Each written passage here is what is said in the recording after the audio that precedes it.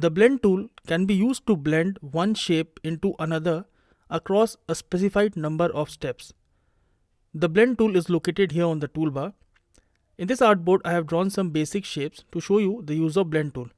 Select the blend tool and now move to the shape that you want the blend to start. Say this square. Just take your mouse over to the shape and now you will see the cursor changes and an asterisk symbol is shown below the cursor. Now just click on this shape and take your cursor to another shape. Here notice the cursor has a plus sign. So just click to make the blend.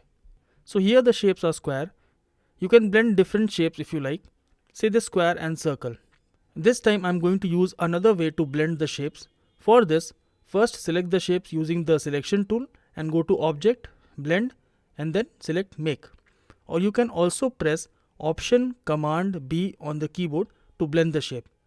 See, the square slowly changes into the shape of circle. Not only you can blend shapes, you can also blend colors if you like. So if you click on this square using the blend tool and on this square, a nice color flow is created, starting from yellow and going up to orange.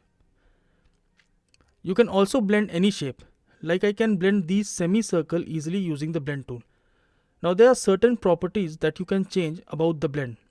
So if you double click on the blend tool, this will open up the dialog box. Here you can choose smooth color, which will create a color flow, or you can choose specified step, and let's say we give a value 7. So this will create 7 semicircle between the two objects. Using the blend tool, you can also create color palette. So if I click on this green square and then on this red square using the blend tool and change the property to specified step and I give a value 4, I can create a color palette that easily. You can create some awesome design using the blend tool, which I'm going to show you. So I'll use the curvature tool to draw a curve.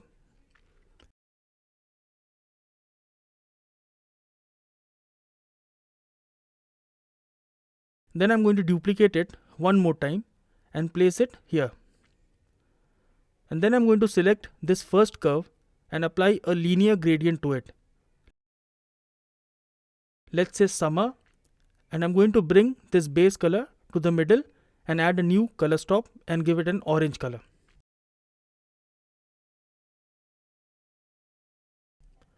Similarly, I'm going to apply a gradient to this curve also. Let's say summer, and now I'll change the color to red.